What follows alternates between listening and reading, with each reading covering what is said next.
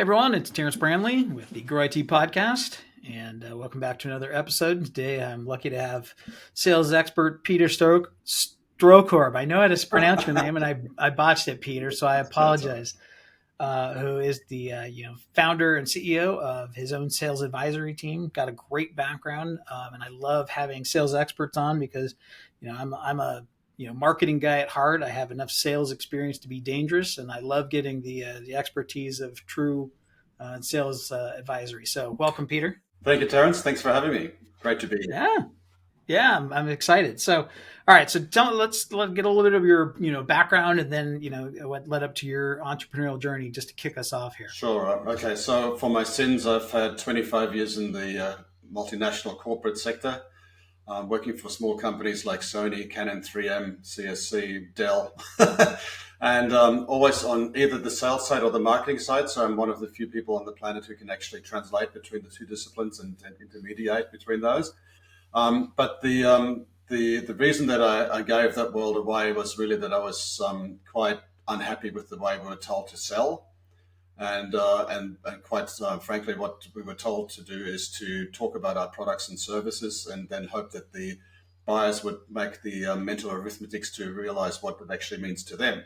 And so I thought that buyers don't want to be cold pitched anymore. They don't want to be spammed. They don't want to be emailed. They don't want to be cold called with stuff that they're just frankly not interested in. But instead that they don't tolerate this sort of outreach anymore, and which is the subject of what we're going to talk about today. So I created something that I call buyer-focused selling, which is really turning selling on its head. And I teach my clients to stop thinking about what they're selling and how they want to sell it, like their sales process, and instead focus on the buyer and on how buyers want to buy now, and help them to make an informed buying decision, which puts you on their side of the table and makes you part of their team rather than this adversarial, thank you, relationship that I'm trying to manipulate you into a transaction, and you're trying to resist me, which is just not working any longer, as we've discussed. No, and things have definitely changed. And I again, I'm going to kind of toss this to you in terms of a general question. And obviously, you and I have been in the business world probably a similar period of time, and how the things have changed even during that, right? And I'll put myself in the boat, right? Like when I first came into the business world, the internet was not around. It started to evolve right at the beginning of my at the beginning of my business career, and how dramatically that changed things, and we've seen it become and technology aiding sales and marketing efforts. And now I'm not really sure. There are kind of two sides of the fence in terms of, in some ways it's helped, in some ways it's really hindered.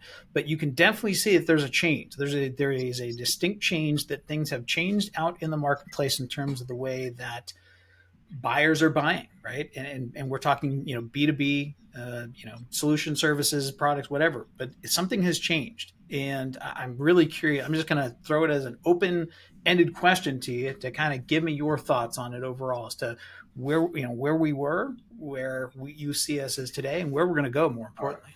So Terrence, you're absolutely right. Something has changed, and I kind of blame the pandemic as the catalyst for the change. So before the pandemic, people tolerated being pitched at, right? But they went, no, yeah, okay, that's the way sales work. I get it, right? But during the pandemic, their head became so full with stuff about their personal health, their mental health, their financial situation, their job security, all that sort of stuff. And we just lost patience with being spammed and pitched at. And so what's changed is actually the buyers. They no longer tolerate the traditional selling methodologies and methods. What they want now is they just want to be advised and guided in terms of what's the right decision for me, not what do you want to sell to me. So I say to my clients that it's actually not your fault that your sales are down. It's your buyers have changed, and what you now need to do is actually adapt to that change and follow the new demands of the modern buyer, and help them to make an informed buying decision. So instead of focusing on what you're selling, how you want to sell it, You focus on them and how they want to buy. Now, sometimes they don't know how to buy because they don't have a buying process per se. Like we have a sales process, but they don't have a buying process. But that's an Mm-hmm. ideal opportunity for you to help them get a buying process. So, for example, I say to my clients, the simplest and most engaging question you can ask is, Mr. Customer, Mrs. Customer, have you bought something like this before? Simple question, right? But they will then say, yes, we've bought something like this before. Or they'll say, no, we've not bought something like this before. If they say, yes, we have, then your follow up question is, great. Who was involved and how did you decide? So, in other words, tell me your buying process. If they answer, no, we've never bought something like this before, then you say, great. Who should be involved and how will you decide? And I help you build a buying process. So, again, I'm putting myself on your side of the table, onto your team. I'm becoming the trusted advisor, well, at least the liked advisor, and then maybe later on the trusted advisor. But at least I'm making myself helpful and useful, not pushy. That the and again, I wonder where we've lost or where the buying process has changed in terms of. We see it too, right? We see it with our clients, we see it with their prospects, and we encourage them and build marketing systems in order to facilitate conversations, to build trust, to help their buyers along that journey, whatever it may be, right? Um, and I wonder when it was. If you think it was, do you think it was pandemic initiated in terms of when things really started to change, and why? Why? What made that the catalyst for the change and how the buyers work differently now? Well, I think it's just psychological that, we were used to being bombarded with unsolicited messages and sales pitches, right? It was just part of your day. But then our problems became bigger than everything else. So we didn't want to be burdened with other people's problems, namely, oh, I must sell and hit my sales quota. you know, so we're going, well, that's your problem. That's not my problem. So go away.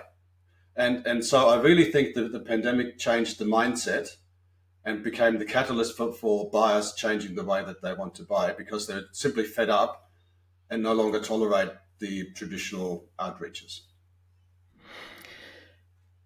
What works?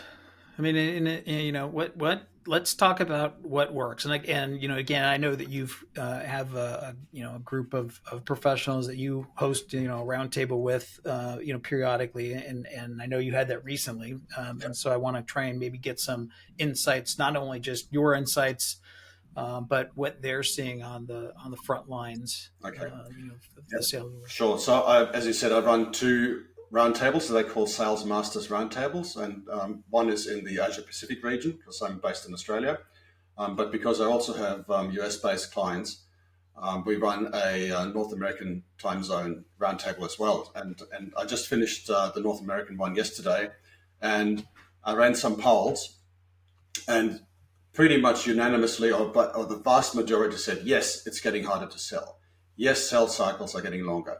Yes, it's harder to reach out to ideal buyers. But what's almost impossible now is not just to reach out to them, but to engage them into a business conversation, right? So nobody answers their phone anymore if they don't recognize the number that's being called. Everybody sends all spam emails into the spam folder. And I digress just for a moment. I actually think that marketing has a lot to answer for because marketing in like 10 years ago when all this automation stuff came out, it was actually aimed at B2C, business to consumer marketing. But the B2B marketers grabbed a hold of all these apps and they said, fantastic, we can now reach out to 10,000, 20,000, 100,000 prospects and leads at a time. And so this is when all this mass communication happened. And because everybody was doing it, it just on the receiving end, you just got all the stuff being thrown at you, and we've just, like I said, become fed up with that stuff, and we're not tolerating it anymore. The problem is that most marketers and most sales organizations have not either not woken up to that fact, or they're sticking their head in the sand and they don't want to know, because the solution that they think will work for them is just to do more of the stuff that we know is no longer working. So instead of spamming 10,000 people, let's just spam 20,000 people. Instead of making 10 cold calls a day, let's make 20 cold calls a day, right? But we know that stuff's not working, so that's just dumb, really, right? So your question was what does work, and quite unanimously in yesterday's US roundtable, we talked about that we need to get better at engagement, at prospect engagement. Now, how do you get better at prospect engagement? Well, talking about yourself is not it. I talk a lot about what I call we syndrome. Hi, we are this and we do that and we're great and you just should be interested in what we're selling. Nobody cares. Nobody cares what you're selling, because as a buyer, I want to know, what do I get, not what do you have. So I help my clients to translate that. And I say that at the first point of outreach, at the first point of contact, your job is not to sell. Your job is not even to introduce yourself. Your job is to intrigue. Say something that is relevant to them, that makes them lean forward. I call it the lean forward moment. Where you say, oh, Peter, that sounds really interesting. Tell me more about that. And once they've asked a question or they said, tell me more about that, that's when they've perhaps inadvertently, but they've definitively given you the permission to sell to them, because they've asked you a question and you're now allowed to answer and talk about yourself at that point, not at the first point of contact. So what works is be more judicious about who you reach out to. Like a smaller number of high profile prospects is better than a whole bunch of lukewarm leads. And tailored probably to them, right? Yeah, Very highly tailored. Pair that message with who you're reaching out to. Then make the message relevant to the person that you're reaching out to. So if you're reaching out to a finance person, for heaven's sake, talk about finance stuff. If you're talking about to a techie person, talk about tech stuff. If you're talking about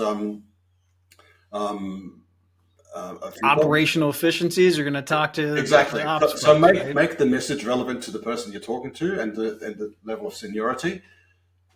But also say something that they will not expect, something that surprises them, something that intrigues them, and which definitely has nothing, which whatever it is, it definitely doesn't have to do with you being the seller. That's right. Yeah. Am I close? Exactly right. So for example, I'll give you a quick example. So I'm working with a national provider of security systems, like cameras and recorders and that sort of thing.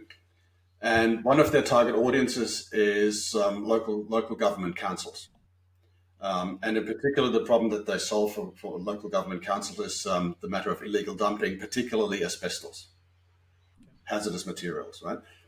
So it's cheaper, of course, for somebody to dump hazardous materials into the landscape somewhere than to actually dispose of it legally, right?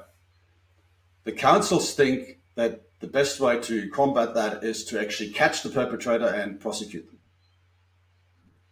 But the problem is that once they get caught and prosecuted, they get a slap on the wrist and then get let loose again. So they don't learn a lesson. There's not much impact for them, right? So what my client discovered is that what works to deter illegal dumping is to actually have a security system on site that not just records the incident and then helps you to prosecute them, but that also has a whole lot of flashlights come on and alarm bells going off and psychologically they go, holy cow, I'm going to get caught, and they take their dumping stuff elsewhere. So we now lead with, did you know that there's a 1,000% ROI for dumpers to do dumping? and there's about a 0.1% ROI for you to prosecute. Right? And so we're talking totally about them and the problem from their perspective. We haven't even talked about what services or technology we provide. We're just talking about a specific problem and how they're actually um, perceiving the solution as the wrong one. They're barking up the wrong tree, but they hadn't realized it. So we're helping them to realize that there's a better way. And at the very least, even if they go, like, what the hell are you talking about? They'll go, I think I want to know more about what you're saying there. So at the very first point of contact, don't pitch. Yeah. Put away the slide decks, put away the presentations, right? Intrigue, yeah. Engage in a conversation. Yeah, look, I'll give you another example. A North American client in California. They're an advisory firm that does product launches and go-to-market strategy, right? So quite specialized B2B service. We gave them a slogan that they now use to introduce themselves. So, and when I say we actually co-created that. I work with my clients and we decide things together. I don't tell them how to run their business. That doesn't work.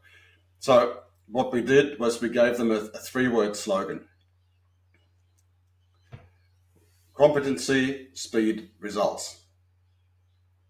They used to have a 32 slide deck, 32-page slide deck to introduce themselves with, and at the end of the slide deck, the customer was going, Mm-hmm.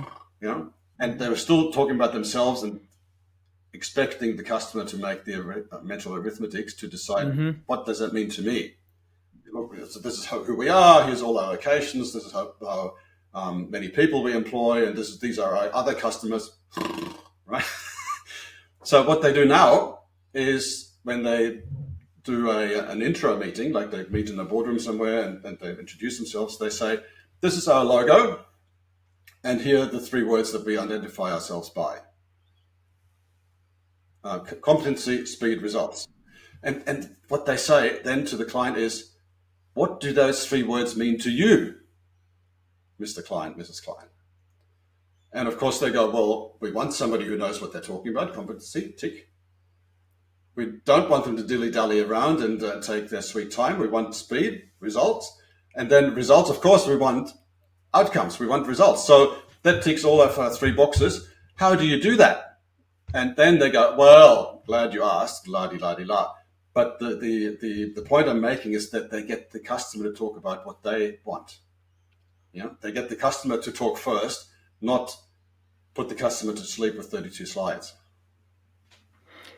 We talk about it all the time with with our clients, even prospects, and I suggest to them is find ways to engage a prospect in a conversation that literally has nothing to do with you or your services. Just try and have a conversation like you would if you were building any relationship, right? Just to have a conversation, find some things in common, right? Find, but it is again, specific to the business and then the services and solutions that they're looking at or where their pain points are, right? Like what is it that they're trying to solve, right? And just to have a high level conversation Yeah, that does not come but back. Terrence, the time when you could go to the client, cold call them, and ask them about their business, tell me about your problems. You know, what keeps you awake at night? That's gone. People expect you to have done your homework and know what you're talking about and know what my problems are and relate to them from the get go. So they expect you to know your stuff. They expect you to know my industry. They expect you to know that the matters and the issues that affect my industry, and they expect you to be able to bring a solution to me, not ask me 20 questions. So True, but I think the only part of that I agree with you up until the point that again. So let's see. I'll give you an example. So right, like our clients are all in IT consulting firms, and so we know that industry very well. But we also know we've found that every client is different from whatever their specific pain points are. So I think to your point, right, it's you can't go in and with the slide deck, right, and just throw up on every prospect. You've got to go in, knowing a good amount of information about them before you even utter your first word, right? But then the whole goal is still to get engagement. yeah, and I'm not suggesting that you know exactly the problem that they have before you ring them or before you reach out to them. Yeah, that's That's difficult. impossible, That's right? difficult. Yeah, but yeah. But you could say typically in the industry, our clients are seeing these issues. So make sure that they understand that you understand their industry and that you know what you're talking about, that you're an expert who can help them make a good buying decision. So the other thing we did with a national bank here in Australia was that we actually took mid-level managers from the bank to lunch. And over lunch, we talked about how's business and what's going on. And they would sort of reveal little tidbits about the business and let us look behind the curtain, right? So after 3 or 4 of those lunches, there's a pattern that emerges. And we can then go, actually, we think you may have these issues and we have a solution for you. Are you interested? And because you've got that insight, that puts you in a whole different league than if you ring them and just pitch. And okay, so let's stay on that one because I think that's really important.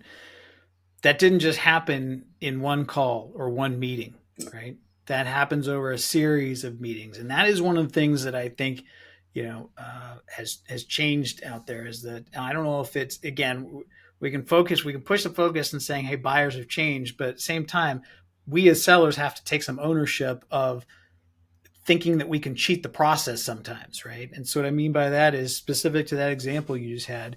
That happened over a course of multiple meetings. It didn't just happen with one slide deck in front of the prospect. And so I think that comes into play in a lot of the process too. And I wonder if you've seen it to where companies and sales folks try and shortcut a process, whether it's using technology, whether it's misalignment, not understanding how buyers have changed. But I wonder what your opinion or your take is on that. Well, Terence, there's no doubt that the whole sales industry is beset with short-termism. Everybody is impatient to get the deal. And let's look at how salespeople are being managed. End of the month, end of the quarter, end of the year. Where's the deal? Close the customer. So we're basically forcing or pushing our sales reps to push the customer into a transaction, which is pushy selling and which frankly doesn't work anymore. They just tell you to take a hike, if you're trying to do that. And by the way, Terence, I wrote an article last year that I called "Opening is the New Closing." And the premise is that if you open right, you put yourself on the same side of the table, you put yourself on the team of the customer, you're seen as somebody who can help them make the right decision, then you don't need cheesy objection handling techniques at the end of the sales cycle, right? if you still need to handle objections at the end, you haven't opened right? So that's that. But but the point I'm making is that you'd be better off knowing more about your customer, knowing about their issues, and knowing about their general problems in the industry before you reach out to them, than if you just try to go spray and pray, right? So spray and pray, everybody, spray and pray is dead. The train has left the station. It's gone. I think people have found that out. I think that's something that's become very evident over the last 12 months, at least. I think that's become very evident. Yeah. The problem with short-termism is that nobody dares change anything because they're worried if I change something today, it might affect the end of the month. And so nobody wants to change anything, even though we know the stuff we're currently doing is no longer working. So that goes back to your point from the beginning of our conversation, where everyone says, "Well, I know they used to do 20 calls. Now I got to do 40 calls, right?" Yeah. Because they may know that it's broken, but they can't stop to fix it because they have monthly goals to meet. Yeah. So what I help my clients to do is actually find a way that allows you to change the tires on the car while it's moving. Oh, so right. So zero disruption, yet you still get you still adapt to the new buying cycle. So there is a way. You just got to be open to it, and most people. So can you talk a little bit without giving your secret sauce? Because I think that's important, right? Because nobody wants to your point, hit the reset button, right? And then say, okay, yeah, because again, we have conversations with our prospects and clients to say, this is not going to be easy, right? We're going to have to start and it will build up over time. But that's one of the most important things is folks don't want to hit the reset button completely and stop in their tracks what they're doing. So without giving your secret sauce away, can you kind of give us some ideas as to what you're, referring to, and to be able to run those both in parallel? I will.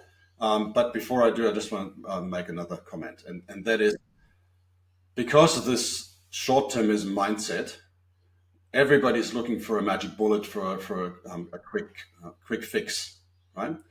And we used to think the quick fix is in marketing automation, Salesforce automation, and CRM, right? So we bought an app or we bought some technology, and the vendors, to be fair, they actually made those promises. They said, you just sign for this license and a miracle will occur.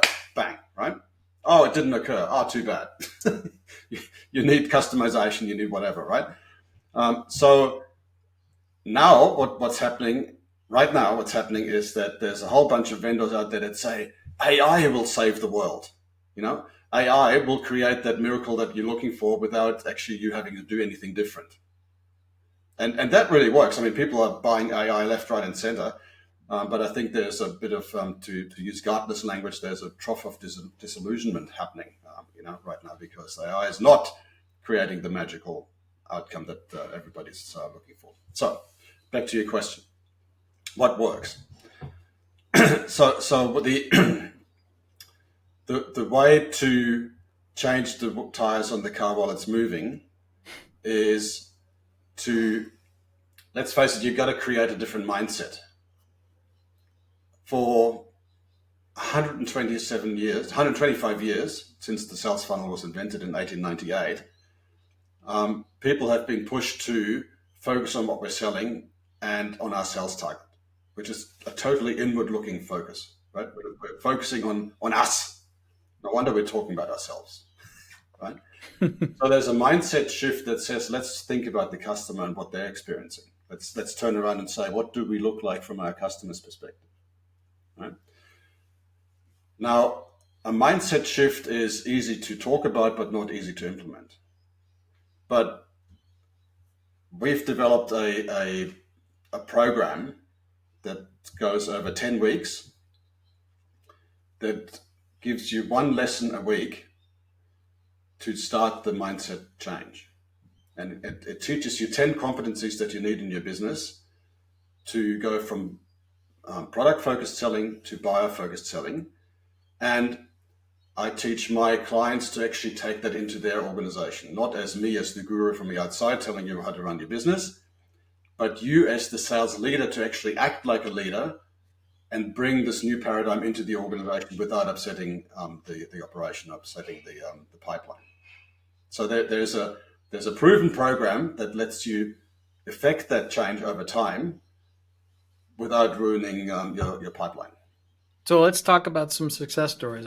People love hearing about success stories, right? So maybe, give us a couple of examples of how I love that analogy, by the way, changing the tires on the car while it's still driving. I just got a chuckle out of that. So, and I'll probably steal that and use that somewhere. So if you hear me use it, Peter, on a podcast or a live event, you can message me and tell me that I need to give you credit for it. But maybe if you can kind of talk a little bit about some success stories of businesses that have been able to. So I'll give you three different stories, if you like, right? So that Californian customer I was talking about earlier with the three-letter slogan, three-word slogan. They now competency, speed, results. Yeah, that's right. Right. They are now in the top 50 top 50 organizations in their industry. They're the top 50 fastest growing companies, right? So that's a sort of a mid-market sized organization in California.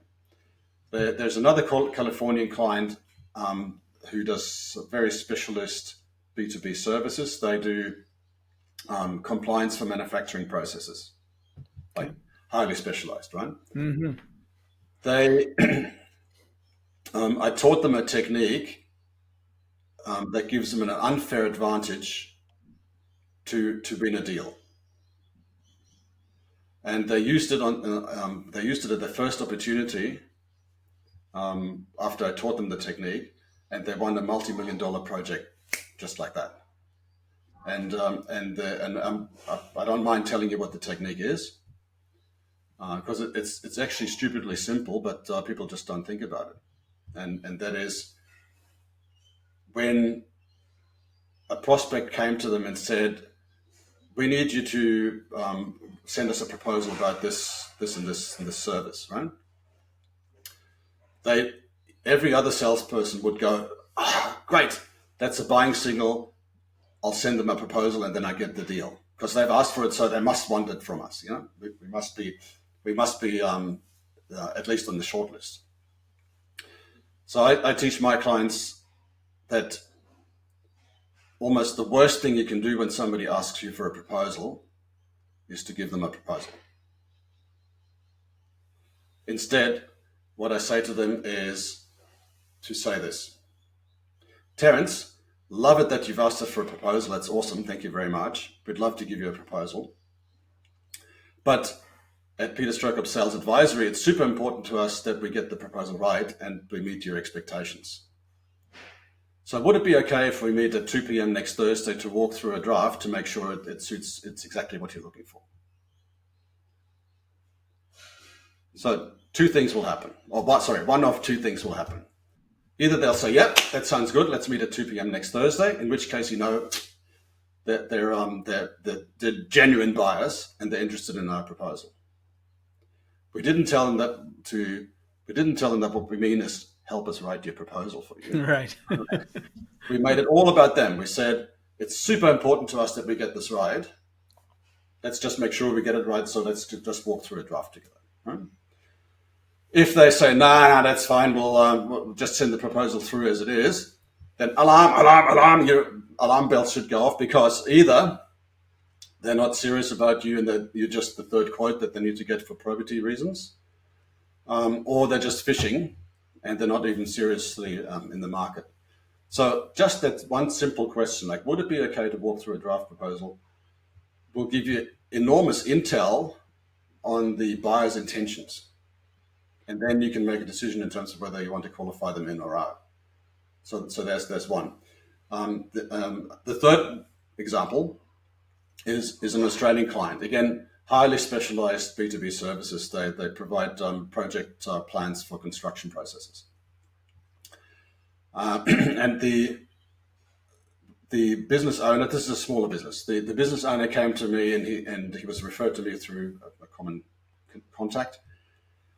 And he said, "Look, business is not going well. I'm almost at the point where I'm thinking of going back and become an employee." And I said, "How much runway do you have?" And he said, "I've got 6 months." And I said, "Okay, we can work with that." We ran through my program and he gave me a really nice testimonial. After 2 weeks, he landed a big new deal that saved us bacon. After 2 months, he had doubled his revenue. And last Christmas was the first time my client actually took a holiday. Took a vacation, as you call it, right? And that really touches me, because that is not just a business outcome, that's a personal outcome. Right? And I think most entrepreneurs and business owners know how hard of those three things that you talk about. Yeah. A lot of us have been there, and that to be able to get to that point where you can take time off from your business is probably the most valuable part of it. Yeah. And let's not forget, and I talk about this to my clients as well. People buy with their head. You absolutely need to have a business case that makes sense to them. Otherwise, why buy? But if you can bring them a personal benefit, some personal outcome, some personal positivity, then it becomes almost a no-brainer that they will buy your stuff, right? So don't just think about must sell this thing and here's the reason why and here's the ROI and whatever else, but just think what will happen to the person individually and personally if they get this right.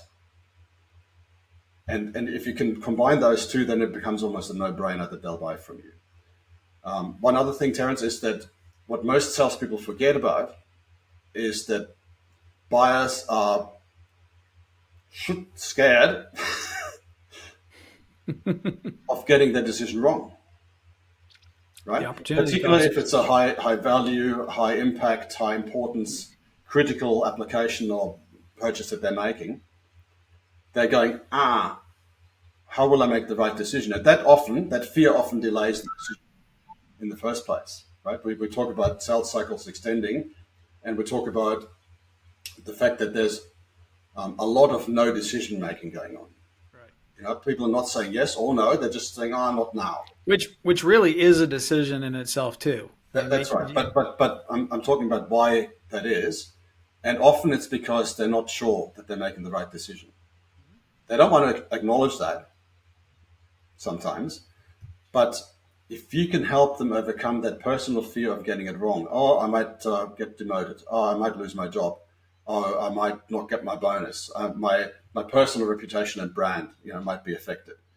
If you can take that fear away and help them to be comfortable with the decision that they're making, then that'll take you a big step forward. Peter, what do you see out in the market right now in terms of, do you see any differences at the enterprise level versus mid-market versus small business owner, like you just mentioned? Are you seeing any differences? Are there, I'll tell you what, two things, any differences, and are there any common threads that you're seeing? Okay, so the common thread is that all the large businesses, like predominantly the multinationals, they think they got one of everything already. They don't need anything, and they know better. Seriously, how hard is it to sell to enterprise? Right? You find somebody that finally wants to talk to you. You engage with them. You make progress. Next minute, they've left their job and they've gone somewhere else, or they've been made redundant. And you got to start from scratch. How difficult is that? Right? And besides, they go, what would you know about our business? We have everything and we know everything already. Unless you're one of the big four or something like that, in which case they will listen to you. But of course, that makes the purchase super expensive and complicated. Anyway, so that's multinationals. Then they march in the MBAs who are straight out of business school. There you go. Mid-market organizations where the often the business owner is still the CEO, they have a different perspective. If you're in a large multinational business, you've got budgets, right? There's a budget for this, that, and the other. Just tap into the budget. If there's no budget there, you either got to create it or you just can't make the purchase. Business owners see every dollar as their personal dollar, and we forget that as salespeople. We think they're running a business, but they're not. They're actually running their finances, and so this revelation came to me when I heard a business owner say something to me that I've never forgotten since. He said, "Peter, I can spend $10,000 on your services, or I can take my wife to Aspen." So that's unbelievably important. I totally agree. That's something that I think a lot of folks miss. In that, again, being a business owner and knowing that, my net income at the end of the year, right? It's to your point, the difference between enterprise and those larger multinationals that have budgets established, and then it's just distributing that budget where they see fit. But business owners, that's coming off their net income. That is their profit, right? And so for them to make that investment, those large investments, whatever it may be, they look at it differently, right? Yeah, absolutely, because they see every dollar as their personal dollar, not as the business dollar. And that's a really important distinction that salespeople must remember, because it's a completely different paradigm to enterprise sales. Yeah. And then when we're talking about solopreneurs and really small businesses, you just got to be mindful that they are not too proud to ask for help. So often they go, I don't want to ask for help because it might make me look stupid. I don't want to spend the money because it's my dollars. But then often they wait too long to seek help, and they've run out of runway and they can't afford the help. So qualifying in, qualifying out, it becomes super important at the smaller end of town. What do you see as the most significant value proposition that you bring when you're talking with folks? And again, it may differ depending on the size, of the firm and what their challenges are. But what is that you see as the most significant value you bring in those conversations? Okay, so let's talk about it in two different ways. I have a motto for my company as well, and it's your sales growth co-created. So it conveys to the customer, to the prospect, the experience they can expect doing business with me. Right? It's a co-creation process. We work on it together. Also, I make them the catalyst to bring the change into the organization, so that they will be seen and can show themselves as a leader, not just as a sales manager. Right? Now, in terms of what's the value proposition, is quite simply, is what you're currently doing working for you? We've talked about this. Mm-hmm. We know what the answer is. Um, you know you need to change something, but you probably don't know what. Here's something that's well proven on three continents: North America, Europe, Australia. Why not look at that? And I don't push them to it. I just say, maybe it's in your interest to have a look at some alternatives to what's not working right now. How often do folks, I don't want to say pushback, but determine whether or not, or try to determine whether or not that's a route that they want to go? Because a lot of stuff you're talking about is different. It is different. It's new. It's unique, right? Well, I frankly, I do it by taking the risk away. It's like, Mm. what have you got to lose, right? So, um, I also have a bit of a selling process, or a buying process, and that is that. So my philosophy is that you should make an informed buying decision. I shouldn't have to push you to buy something from me. You should be able to make an informed buying decision. So how do I do that? I have so there's all sorts of material you can look at. There's success stories, case studies, etc. But where it becomes a bit more specific to your business is where I offer a free self-assessment of your sales capabilities. So I'm not telling you, whether you're good, bad, or ugly. Right? You can determine that for yourself. You self-assess yourself, and then when you get the results, and it's on the website, by the way, at peterstrohkorb.com, knock yourselves out. Then, if you want to discuss your results with me and what you can do about them, that's actually a free call. So you get to find out for yourself where your gaps are, and where your opportunities for improvement are. You then get to talk to me about what I would help you to do about it, and then you can decide whether it's a good idea or not. Plus, I offer a money back guarantee, so the risk to you is very low, very low. So, and you can make an informed decision. A couple of things there. One, we use the assessments in our business as well. Free assessments, self-assessment. We call them scorecards, assessments, audits. Plugged Daniel Priestley, who I was lucky enough to have on our podcast, and I think he's an Australian who now is in the UK. He's the CEO of Dent Global. Amazing guy, and he has a great software platform called Score App that we use on our for ourselves, for our clients as well, for those self assessments. And it's such a great buyer's tool. So much value from that. So kind of on a side note there, and to me, to be able to give those buyers the tools, give them the decision making, give them the power in that process is just so important. At the end of it, when come to your, which I like to call de-risking, right? If they come to that decision making, because we've talked about that with clients too, because it's a significant investment for them to invest in us, as it probably is for you. And I always push that to the end. I was like, I want to make sure you get through this buyer's process that you want and understand it first. If we get to a point where we are the ones that you want to go with, we'll talk about how we can de-risk that. But more importantly, let's focus on getting you through this process first to even determine if we're going to be a fit for you, right?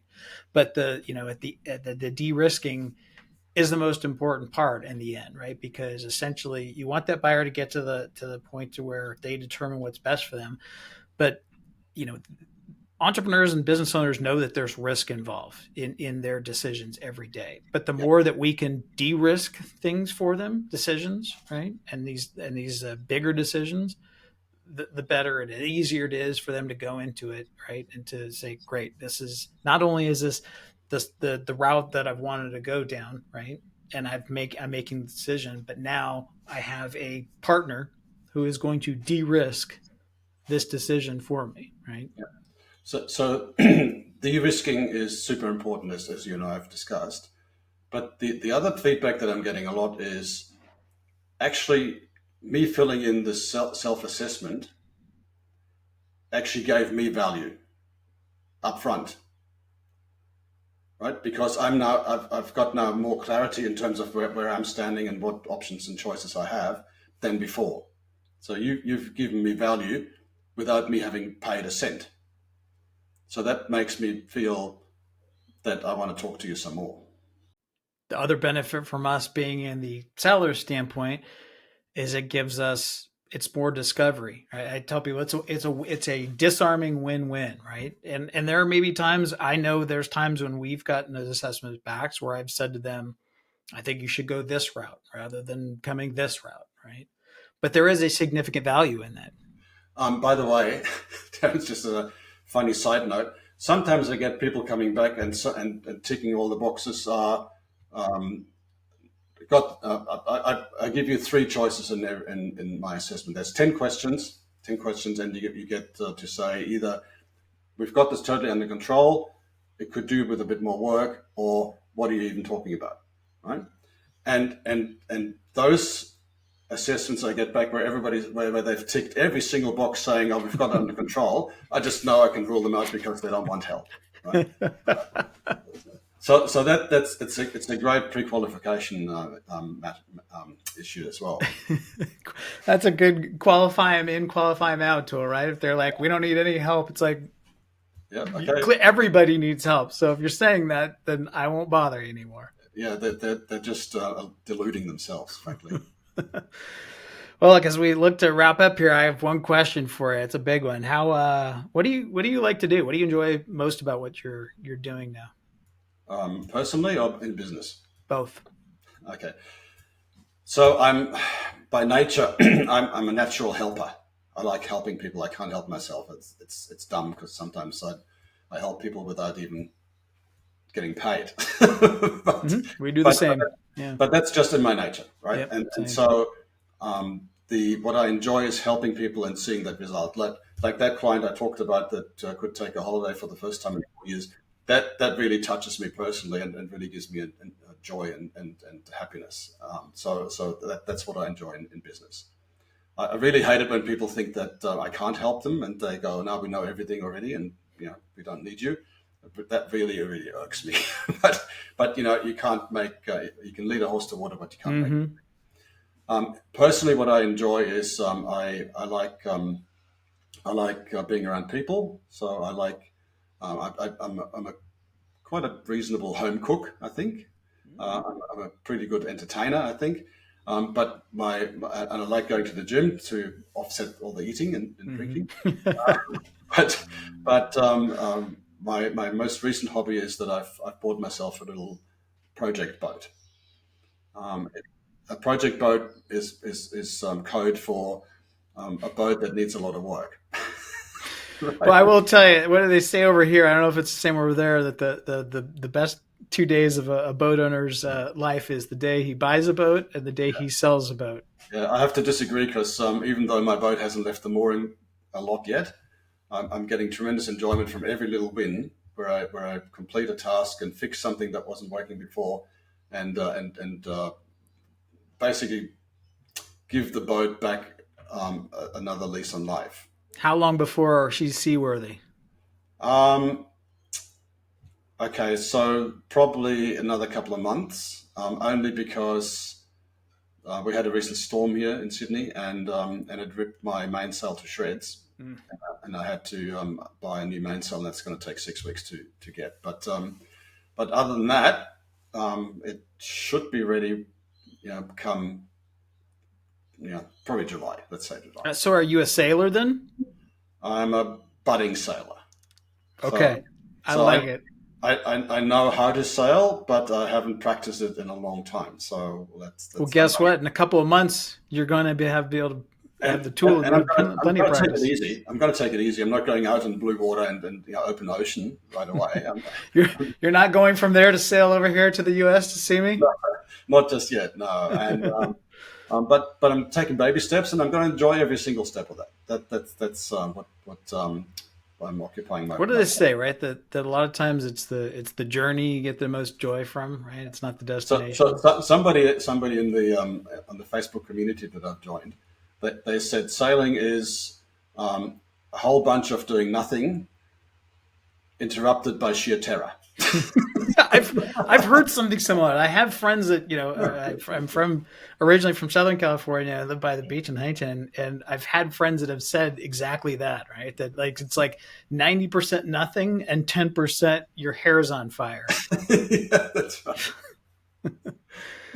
Well, listen, Peter, I greatly appreciate you coming on. The only thing I ask, I want to try and get us onto a LinkedIn Live event, which I think we had tried to schedule, and I think it was my fault that we didn't get that done. But I've enjoyed talking with you. I think this is an evolving conversation that we should have continually, and I hope it's been of benefit to folks out there. And I think we can continue to have this as things go. So Terence, I'm just if we've not achieved anything else today with our conversation today, I'd like to think that salespeople now know it's not just them if their sales numbers are down, right? It's happening to everybody.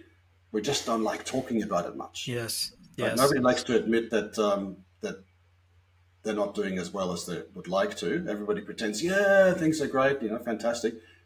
But inwardly, it's a bit like that analogy of the duck on the water, where the duck looks very calm swimming along the water, but under the waterline it's like pedaling like mad, right?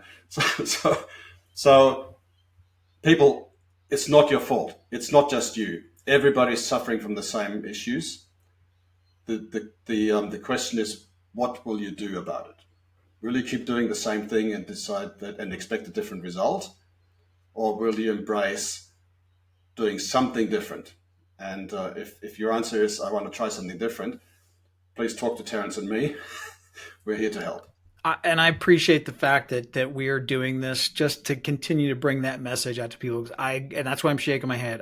I concur and agree with you. I talk with salespeople, I talk with businesses and business owners, and it has changed. And I want to make sure that we continue to be able to let folks know out there that it's not just them. That buyers have changed, and that there is a changing process. And whatever we can do to help facilitate these conversations, to get it out there, and to help them try different things that we're talking about here today, Peter, is beneficial. So I'm grateful that you and I both are having this opportunity, and we're going to do this.